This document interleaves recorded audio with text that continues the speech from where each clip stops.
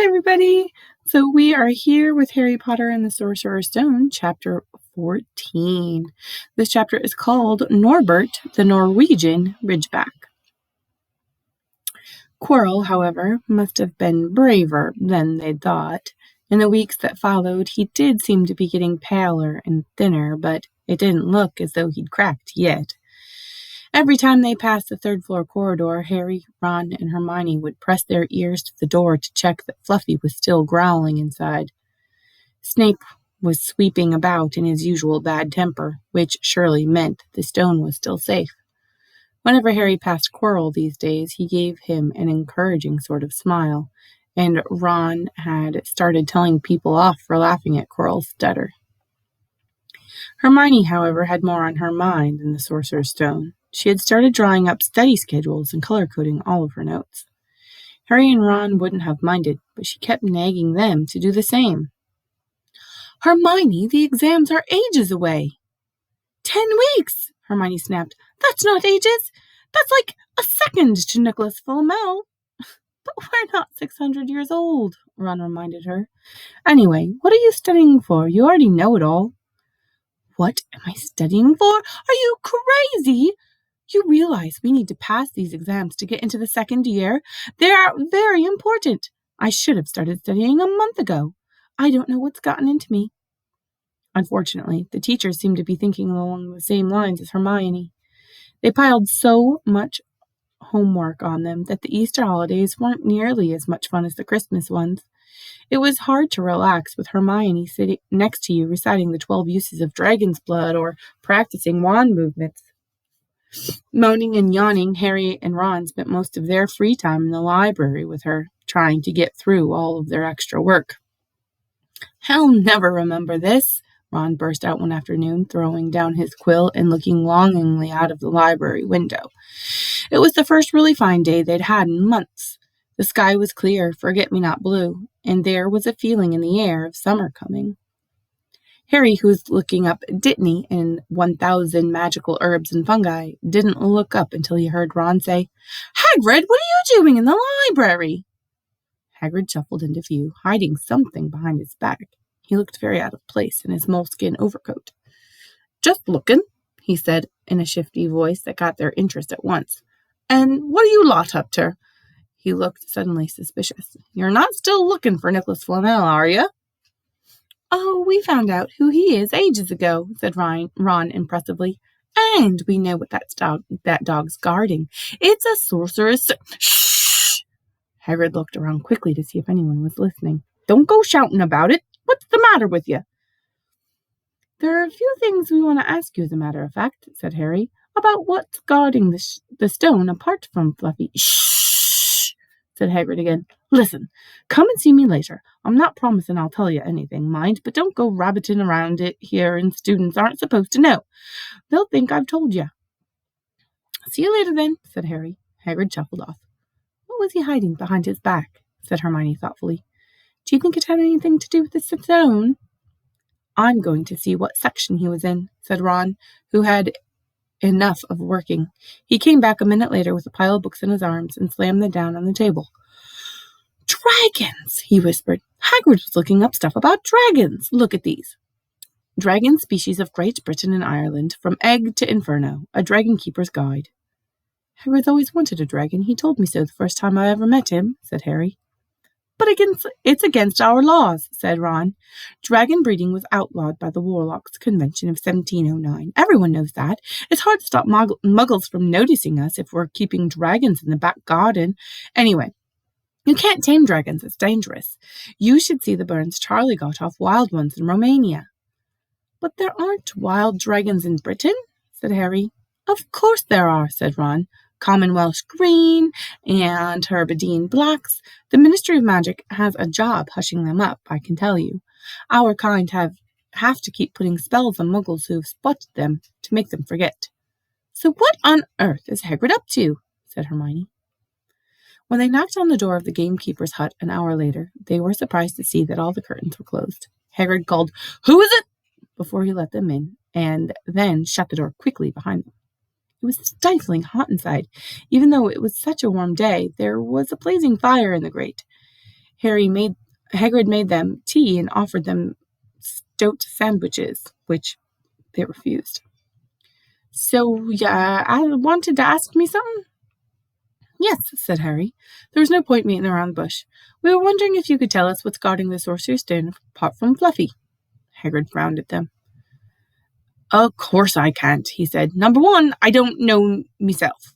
Number two, you know too much already, so I wouldn't tell you if I could. That stone's here for a good reason. It was almost stolen out of Gringotts. I suppose you've worked that out in all. Beats me how you even know about Fluffy.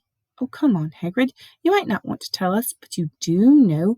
You know everything that goes on around here, said Hermione in a warm, flattering voice. Hagrid's beard twitched, and they could all tell he was smiling. We only wondered who had done the guarding, really, Hermione went on. We wondered who Dumbledore had trusted enough to help him, apart from you. Hagrid's chest swelled at these last words. Harry and Ron beamed at Hermione. Well, I don't suppose it could hurt to tell you that. Let's see. He borrowed Fluffy from me, then some of the teachers did enchantments. Professor Sprout, Professor Flitwick, Professor McGonagall. He ticked them off on his fingers. Professor Quirrell and Dumbledore himself did something. Of course, and hang on, I've forgotten someone. Oh, yep, Professor Snape. Snape? Yeah, you're still not on about that, are you? Look, Snape helped protect the stone. He's not about to steal it. Harry knew Ron and Hermione were thinking the same as he was. If Snape had been in on protecting the stone, it must have been easy to find out how the other teachers had guarded it. He probably knew everything, except, it seemed, Quirrell's spell and how to get past Fluffy. You're the only one who knows how to get past Fluffy, aren't you, Hagrid? Said Harry anxiously. And you wouldn't tell anyone, would you? Not even one of the other teachers? Not a soul knows except for me and Dumbledore, he said proudly. Well, that's something, Harry muttered to the others. Hagrid, can we have a window open? I'm boiling. Can't, Harry, sorry, said Hagrid. Harry noticed him glance at the fire. Harry looked at it too. Hagrid, what's that? But he already knew what it was. In the very heart of the fire, underneath the kettle, was a huge black egg. Ah, said Hagrid, fiddling nervously with his beard. That's, Where'd you get it, Hagrid? Said Ron, crouching over the fire to get a closer look at the egg. It must have cost you a fortune. Want it? Said Hagrid. Last night, I was down in the village having a few drinks and got into a game of cards with a stranger. Think he was quite glad to get rid of it, to be honest. But what are you going to do with it when it's hatched? Said Hermione. Well, I've been doing some reading, said Hagrid, pulling a large book out from under his pillow. Got this out of the library. Dragon breeding for pleasure and profit. It's a bit outdated, of course, but it's all in here. Keep the egg in the fire, 'cause their mothers breathe on 'em, see? And when it hatches, feed it a bucket of brandy mixed with chicken blood every half hour. And see here, how to recognize different eggs. What I've got here is a Norwegian ridgeback. They're rare, them. He looked very pleased with himself. But Hermione didn't. Hagrid, you live in a wooden house, she said. But Hagrid wasn't listening. He was humming merrily as he stoked the fire. So now that they had something else to worry about, what might happen to Hagrid if anyone found out he was hiding an illegal dragon in his hut? Wonder what it's like to have a peaceful life, Ron sighed, as evening after evening they struggled through all the extra homework they were getting. Hermione had now started making study schedules for Harry and Ron, too. It was driving them nuts. Then, one breakfast time, Hedwig brought Harry another note from Hagrid. He had written only 2 words. It's hatching. Ron wanted to skip herbology and go straight down to the hut. Hermione wouldn't hear of it. Hermione, how many times in our lives are we going to see a dragon hatching? We've got lessons. We'll get into trouble, and that's nothing to what Hagrid's going to be when someone finds out what he's doing. Shut up, Harry whispered. Malfoy was only a few feet away, and he had stopped dead to listen. How much had he heard? Harry didn't like the look of Malfoy's face at all. Ron and Hermione argued all the way to herbology, and in the end Hermione agreed to run down to Hagrid's with the other 2 during morning break.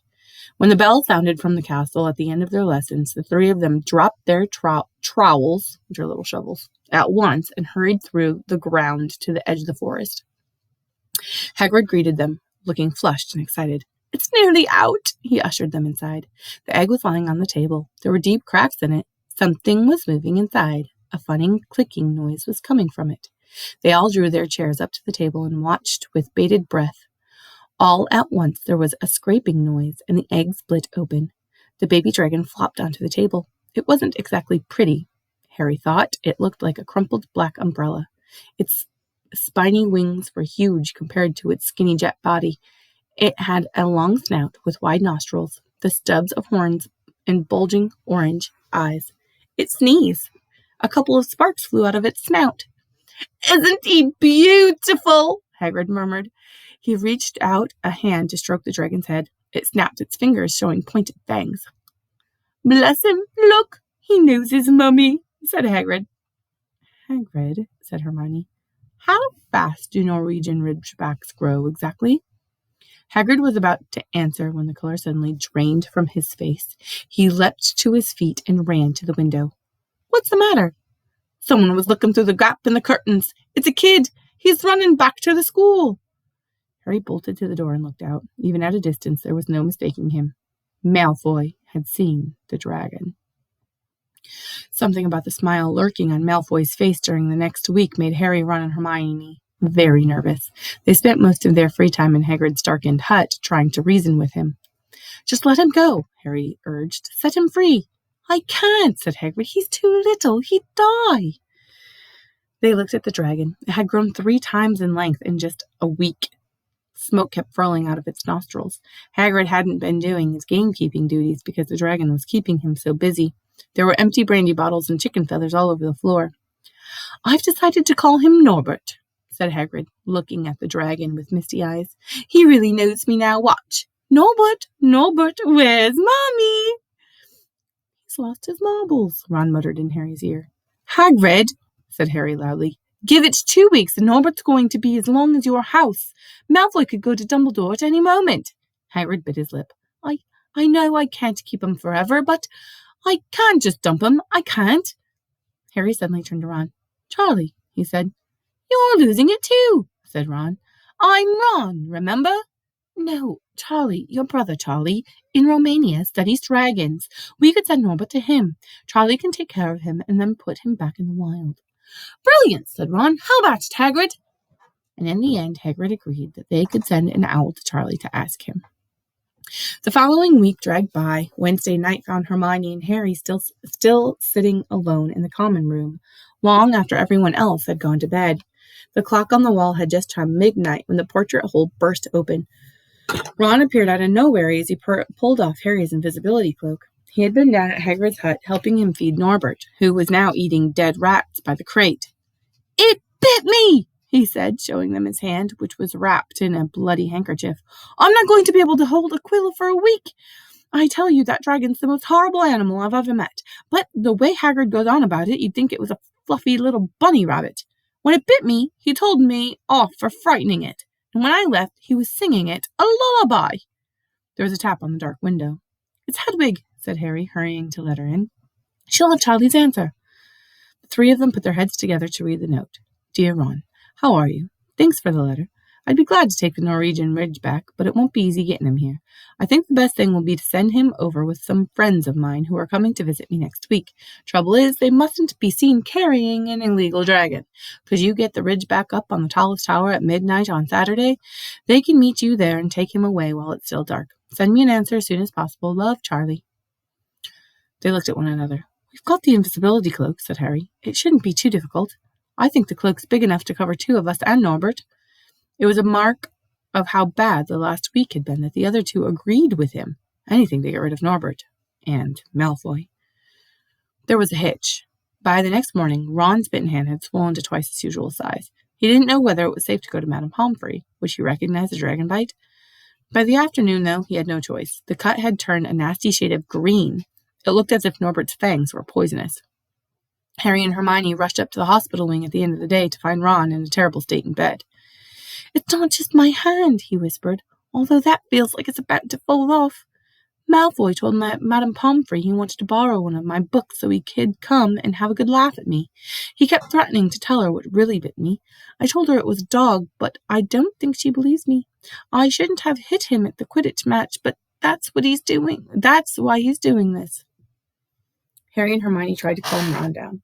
It'll be all over at midnight on Saturday, said Hermione, but this didn't soothe Ron at all. On the contrary, he sat bolt upright and broke into a sweat. Midnight? On Saturday? He said in a hoarse voice. Oh no, I've just remembered. Charlie's letter was in that book Malfoy took. He's going to know we're getting rid of Norbert. Harry and Hermione didn't get a chance to answer. Madame Pomfrey came over at that moment and made them leave, saying Ron needed sleep. It's too late to change the plan now, Harry told Hermione. We haven't got time to send Charlie another owl, and this could be our only chance to get rid of Norbert. We'll have to risk it, and we have got the invisibility cloak. Malfoy doesn't know about that. They found Fang the boarhound sitting outside with a bandaged tail when they went to tell Hagrid, who opened a window to talk to them. I won't let you in, he puffed. Norbert's at a tricky stage. Nothing I can't handle. When they told him about Charlie's letter, his eyes filled with tears, although that might have been because Norbert had just bitten him on the leg. No, it's all right. He only got my boot. Just playing. He's only a baby after all. The baby banged its tail on the wall, making the windows rattle. Harry and Hermione walked back to the castle, feeling Saturday couldn't come quickly enough. They would have felt sorry for Hagrid when the time came for him to say goodbye to Norbert if they hadn't been so worried about what they had to do. It was a very dark, cloudy night, and they were a bit late arriving at Hagrid's hut because they'd had to wait for Peeves to get out of their way in the entrance hall, where he'd been playing tennis against the wall. Hagrid had Norbert packed and ready in a large crate. He's got lots of rats and some brandy for the journey, said Hagrid in a muffled voice, and I've packed him a teddy bear in case he gets lonely. From inside the crate came ripping noises that sounded to Harry as though the teddy was having his head torn off. Bye-bye, Norbert, Hagrid sobbed as Harry and Hermione covered the crate with the invisibility cloak and stepped underneath it themselves. Mummy will never forget you. How they managed to get the crate back up to the castle, they never knew. Midnight ticked nearer as they heaved Norbert up the marble staircase in the entrance hall and along the dark corridors, up another staircase, then another. Even one of Harry's shortcuts didn't make the work much easier. Nearly there, Harry panted as they reached the corridor beneath the tallest tower. Then suddenly, a movement ahead of them made them almost drop the crate. Forgetting that they were already invisible, they shrank into the shadows, staring at the dark outlines of two people grappling with each other 10 feet away. A lamp flared. Professor McGonagall, in a tartan bathrobe and hairnet, had Malfoy by the ear. Detention, she shouted, and 20 points for Slytherin, wandering around in the middle of the night. How dare you? You don't understand, Professor. Harry Potter's coming. He's got a dragon. What utter rubbish! How dare you tell such lies? Come on, I shall see Professor Snape about you, Malfoy. The steep spiral staircase up to the top of the tower seemed the easiest thing in the world after that. Not until they'd stepped out into the cold night air did they throw off the cloak, glad to be able to breathe properly again. Hermione did a sort of jig. Malfoy's got detention. I could sing. Don't, Harry advised her. Chuckling about Malfoy, they waited. Norbert thrashing about in his crate. About 10 minutes later, 4 broomsticks came swooping down out of the darkness. Charlie's friends were a cheery lot. They showed Harry and Hermione the harness they'd rigged up so they could suspend Norbert between them. They all helped buckle Norbert safely into it, and then Harry and Hermione shook hands with the others and thanked them very much. At last, Norbert was gone. They slipped back down the spiralless staircase, their hearts as light as their hands, now that Norbert was off them. No more dragon.